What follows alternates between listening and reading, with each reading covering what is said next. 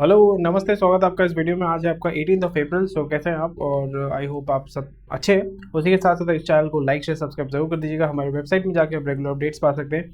Link आपको description में दिया हुआ है। बहुत सारे अपडेट जैसे आप देख पा रहे हैं। और रजिस्टर करेंगे तो सारा जो कंटेंट है हमारे वेबसाइट में आप एक्सेस कर पाएंगे। और हमारे व्हाट्सएप चैनल को ज्वाइन कीजिए रेगुलर अपडेट्स पाने के लिए। और उसी के साथ साथ हमारे टेलीग्राम ग्रुप को भी ज्वाइन कीजिए। लिंक आपका डिस्क्रिप्शन में दिया हुआ है। आस्ते आस्ते ट्विटर और फेसबुक में भी जो है हम वीडियो अपलोड करना शुरू करेंगे, तो वहाँ पे भी आप जो है कंटेंट को देख पाएंगे। और स्पॉटिफाई में भी आप इसको सुन सकते हैं। तो स्पॉटिफाई में भी प्रॉफिट नंबर सर्च कर सकते हैं, डिस्क्रिप्शन में लिंक दिया हुआ है। उसके साथ साथ आज का जो न्यूज़ है, ज़्यादा एक्चुअली न्यूज़ नहीं है, छोटा मोटा न्यूज़ है। और मार्केट जैसे आपका अच्छा क्रैश कर रहा है, मार्केट का मूवमेंट उतना अच्छा नहीं है। जैसे मैंने ऑलरेडी बताया था कि कुछ कुछ सेगमेंट में जैसे मेटल, कमोडिटी, ये सारे सेगमेंट में, एनर्जी स्पेशली आपका जो एनर्जी सेगमेंट है या पावर जनरेशन सेगमेंट है या कोल सेगमेंट है, माइनिंग वाले कंपनीज में बहुत अच्छा आपको मूवमेंट देखने को मिलेगा। और जो सर्विसेज बेस्ड सेक्टर है जहाँ पे ज़्यादा मैनिपुलेशन होगा, जैसे आईटी हो गया, बैंकिंग हो गया, फाइनेंशियल सर्विसेज हो गया, तो वहाँ पे आपको हल्का इरोजन आपको देखने को मिल सकता है। फार्मा और बाकी जो सेगमेंट है that will be more less, आप बोल सकते हैं कि इंसुलेटेड रहेगा।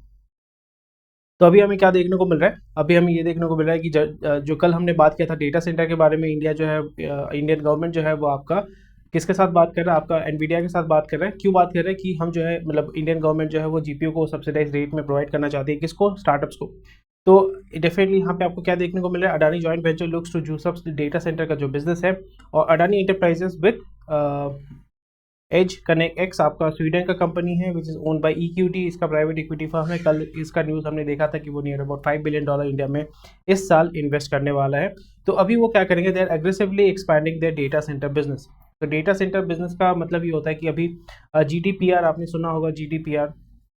और हर एक गवर्नमेंट जो होता है वो चाहते हैं कि उसका जो भी कंपनीज हैं उस देश में जो ऑपरेट कर रहे हैं, उनका मेन ऑब्जेक्टिव होता है कि वो देश का जो भी डेटा जो है उसी देश के अंदर रहे। फॉर एग्जांपल, अगर कोई भी डेटा एक्सेस करना पड़ेगा तो फिर फॉर एग्जांपल यहाँ पे अगर आपका जो यूज़र डेटा है वो अगर यूएसए के सर्वर में रहेगा, इंडियन गवर्नमेंट अगर चाहे तो फिर वो यूएसए को उसको रिक्वेस्ट करना पड़ेगा कि हम जो है इस डेटा सेंटर में जो डेटा है उसको एक्सेस करना चाहते हैं। तो अभी इस जगह पे हर एक देश जो है वो फोकस करना चाहते हैं, क्योंकि India has a huge population. India is the most populous country in the world. तो वो ये चाहता है कि भाई आपको जो है अपना डेटा, या जितने भी सारे कंपनीज हैं उनको अपना डेटा जो है इंडिया में पार्क करना पड़ेगा। तो इंडिया में अगर पार्क करना पड़ेगा तो डेटा सेंटर बनाना पड़ेगा। डेटा सेंटर आइदर आप यहाँ पे लीज पे ले सकते हैं, या ये जो डेटा सेंटर कंपनीज है वो क्या करती हैं, आपको लीज में प्रोवाइड करती हैं। लीज में जब वो प्रोवाइड करती हैं तो फिर ये जो आपका फॉर एग्जांपल सिंपल सा चीज़ मैं बोल रहा हूँ कि जैसे वेबसाइट होस्टिंग होता है, तो वेबसाइट होस्टिंग भी जो है इंडियन सर्वर होता है, अमेरिकन सर्वर होता है, ब्रिटिश आपका यूरोपियन सर्वर होता है।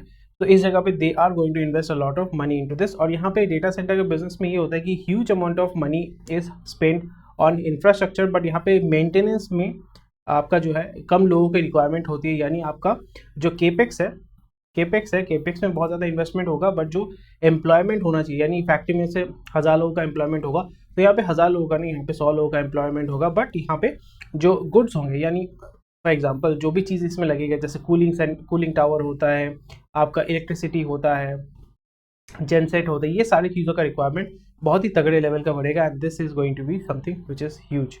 So they are going to invest lot of money. और यहाँ पे जो महुआ मैत्रा का जो केस हुआ था, योटा जो आपका हीरानंदानी का है, और वो भी एक कंपीटिंग कंपनी है जो अपना डेटा सेंटर यहाँ पे ओपन अप करना चाहती है। डेफिनेटली अडानी तो ऑलरेडी है ये, बट अंबानी भी यहाँ पे आने वाला है। एक बहुत अच्छा न्यूज़ है एफपीओ, यानी फॉलो ऑन पब्लिक ऑफर। वहाँ पे जो पैसा उन्होंने रेस किया, तो वीआई बोल रहा है कि भाई ये हमारा 3 साल का जो केपेक्स है वो पैसा हमने उठा लिया है। Something which is very interesting and it has received a strong support from anchor investor. तो कल हमने देखा था नियर अबाउट 5500 करोड़ जो है, स्पेशली GQG जो आपका, जिसने आपका अडानी में भी बहुत तगड़े लेवल का इन्वेस्टमेंट किया था, वहाँ पे भी हमें ये देखने को मिल रहा है कि भाई इन लोगों ने या एंकर इन्वेस्टर्स ने एफपीओ जो उन्होंने किया था, जहाँ पे वो प्रेफरेंशियल शेयर जो है वो सेल करे। प्रेफरेंशियल शेयर और नॉर्मल जो शेयर होता है दोनों अलग होता है। प्रेफरेंशियल शेयर में आपका वोटिंग राइट्स होता नहीं है, बट अगर कंपनी जो है लिक्विडेट हो जाएगा तो सबसे पहले प्रेफरेंशियल शेयर होल्डर्स को जो है वो आपका पे किया जाता है। So something you should know about. So तगड़े लेवल का इनको पैसा मिला है। बोल तो रहे हैं कि भाई एफपीओ का जो पैसा मिला है उससे हम 3 साल का केपेक्स उठा लेंगे, बट यहाँ पे कुछ दिन बाद इंडस टावर का आपका इनके पास नोटिस आएगा कि भाई पैसा तो आ चुका, हमारा पैसा जो है वो पे बैक कीजिए। और गवर्नमेंट का जो टैक्स है, अबाउट 50,000 करोड़ का जो टैक्स का बिल है, वो भी इनके पास कुछ दिन बाद आने वाला है। थर्मैक्स जैसे आपको पता है Thermax is doing really well और प्राइमरीली आपके रिन्यूएबल सेक्टर में वो अच्छा लेवल का काम कर रहे हैं और थर्मैक्स वही कोशिश करें कि स्टील पावर एंड रिफाइनिंग उस जगह पे वो काम करना चाहते हैं। दे आर एक्सपेक्टिंग, क्योंकि ऑर्डर बुक के हिसाब से काम होता है कि नहीं, ऑर्डर आता है लॉन्ग टर्म कॉन्ट्रैक्ट्स। हर एक बिजनेस में, ये सारे बिजनेस में प्रॉब्लम ये होता है कि लॉन्ग टर्म कॉन्ट्रैक्ट्स होते हैं, शॉर्ट टर्म कॉन्ट्रैक्ट्स होते हैं। Long term contracts as in आप 10 साल तक सप्लाई दोगे, आप 5 साल तक सप्लाई दोगे। सो इसलिए ये सारी कंपनी जो है, स्पेशली जो डिफेंस वाले कंपनीज होती हैं, वहाँ पे मेन चीज़ आपको ध्यान रखना पड़ेगा कि वहाँ पे ऑर्डर बुक जो है वो आपका बहुत ही बड़ा एक रोल प्ले करता है when it comes to its profitability, its margin, its revenue.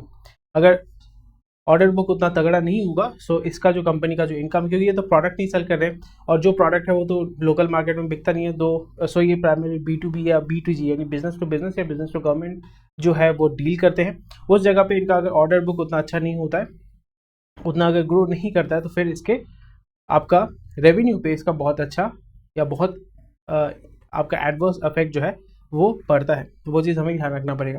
Thermax and energy environment solution provider is expecting more projects, क्योंकि मेजर इंफ्रास्ट्रक्चर के प्रोजेक्ट्स आ रहे हैं आपका, स्पेशली रिफाइनिंग हो गया, माइनिंग हो गया, स्टील के जगह पे, पावर की जगह पे, रिफाइनिंग की जगह पे बहुत तगड़े लेवल का आपका इंफ्रास्ट्रक्चर डेवलपमेंट हो रहा है। तो इस जगह पे डेफिनेटली थर्मैक्स बहुत अच्छा, इसने अब देखोगे ऑल टाइम हाई शायद से है, बट स्टिल ग्रोथ को सस्टेन करने के लिए दे नीड दैट पुश।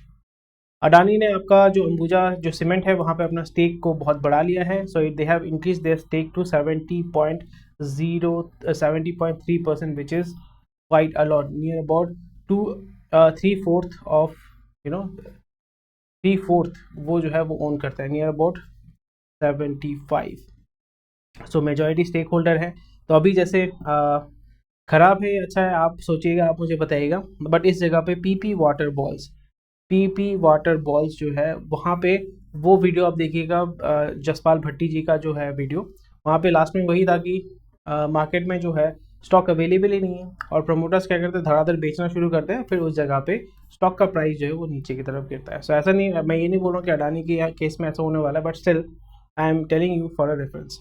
और वेदांता का डीमर्जर बोल रहे हैं कि दिसंबर में होगा, ये बहुत दिनों से हम सुन रहे हैं डीमर्जर होने वाला है, पर डीमर्जर में जो है, क्योंकि गवर्नमेंट जो है, हिंदुस्तान जिंक, ये सारी कंपनी जो है, ये पहले PSU था, उसके बाद आपका इन वेदांता ने उसको परचेज कर लिया था। डीमर्जर अगर करने जाएंगे तो फिर गवर्नमेंट का अप्रूवल भी चाहिए होता है, या दूसरे जो स्टेक होल्डर होते हैं उनका अप्रूवल चाहिए होता है, वो नहीं मिलेगा तो फिर आप डीमर्जर नहीं कर पाओगे।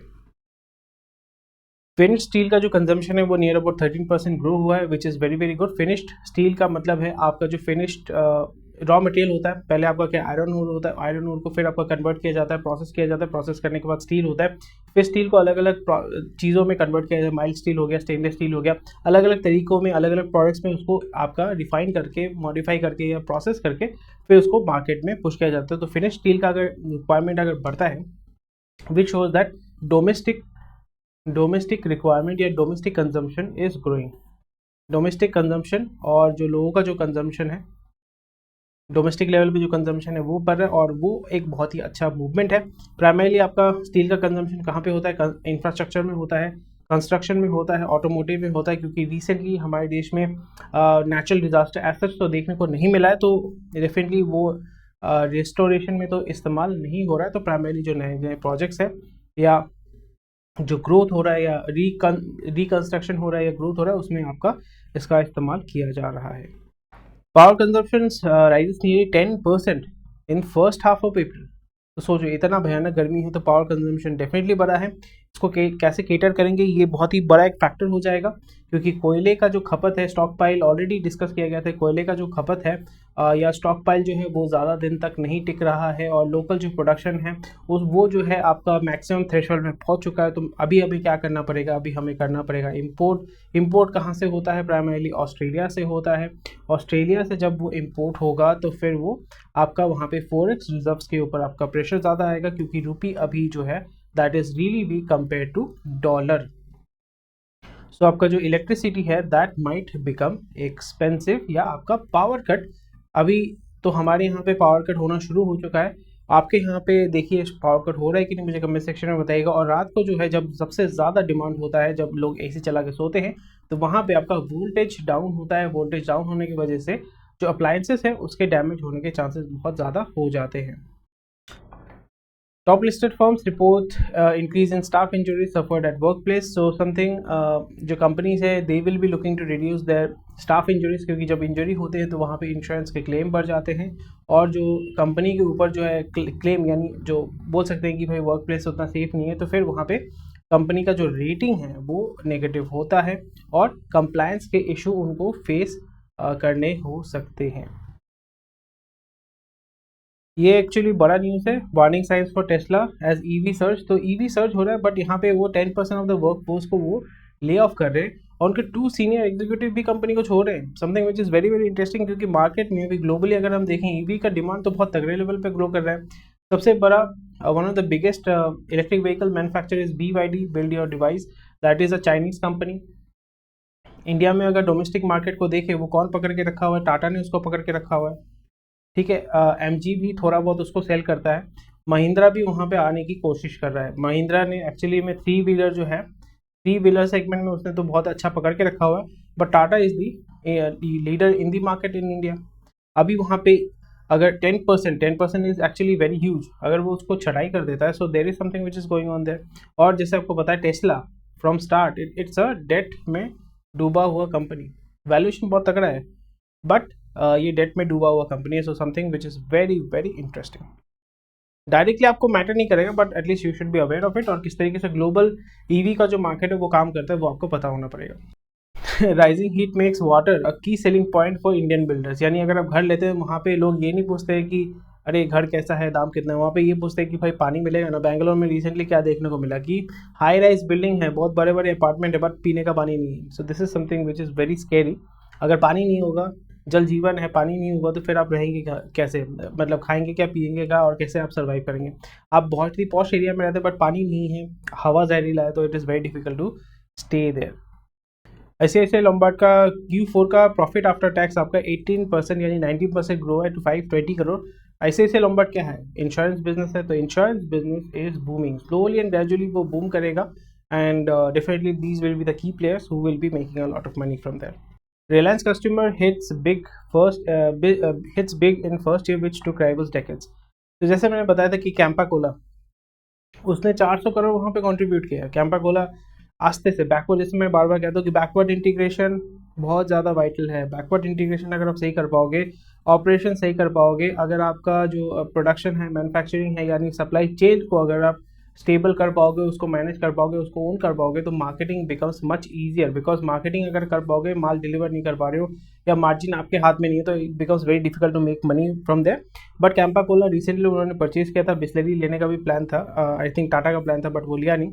But Reliance Industries FMCG has clocked 3,000 crore in 2000 financial year 24, और यहाँ पे Campa Cola alone has contributed 400 crore to the sales। So आस्ते आस्ते भाई यूनिलीवर, इनका तो हालत जो है वो टाइट होने वाला है, बिकॉज ये सप्लाई चेन को ओन करते हैं, बट इनका जो डिस्ट्रीब्यूशन है, यानी मैन्युफैक्चरिंग को ओन करते हैं, बट जो डिस्ट्रीब्यूशन है that is primarily done by distributors, और वो टिपिकली इनके हाथ में नहीं होता, ये अपना स्टोर नहीं चलाते हैं। Reliance is running their own, मतलब जो रिटेल स्टोर जो होता है वो रिलायंस खुद का खुद चला रहा है। यूनिलीवर ITC नहीं चला रहे, नेस्ले नहीं चला रहे, इसलिए हमने क्या देखा था 24/7 जो है वो सेल होने वाला है। और मैंने कल क्या बताया था, आइदर एवेन्यू परचेज करेगा, टाटा परचेज करेगा, बट रिलायंस भी बोल रहा था, but I don't think Reliance will be interested because already they have that structure with them. NBFC का भी जो है Q4 का जो प्रॉफिट है में search 15% on strong loan growth and asset quality. Asset quality अगर इंप्रूव होता है that is very good, because यहाँ पे इसका मतलब है कि वो जो जिसको लोन दे रहे हैं दे आर एबल टू पे बैक, और यहाँ पे NPA जो है वो कम हो रहे हैं, और लोन ग्रोथ तो NBFC बहुत तगड़े लेवल का करेगा, जो आपका होता है ना इंस्टेंट लोन, ये सारी चीज़ें जो है वो प्रोवाइड कर रहे हैं। But again the money that they are asking, they are basically taking that money from somewhere else, और उसको फिर वो लेटर स्टेज में वो बेच रहे हैं उस जगह पे। इफ़ द क्योंकि अभी RBI का जो लेंडिंग रेट है दैट इज़ वेरी हाई, तो उनका जो एक्विजिशन कॉस्ट है of fund is much high है, तो वो जब हाई होता है तो फिर उसके मार्जिन के ऊपर प्रेशर बहुत ज़्यादा होता है। बट ज़्यादातर आपका जो है ये पास ऑन कर देते हैं यूज़र के ऊपर, एंड यूज़र के ऊपर, और फिर जो एंड यूज़र होता है उसको ज़्यादा जो इंटरेस्ट रेट है वो पे करना पड़ता है। Bajaj finance, Shriram transport, Mahindra finance, basically home loan, small loan, credit card, फिर नावी भी यहाँ पे है, नावी जो आपका सचिन बेंसल का है।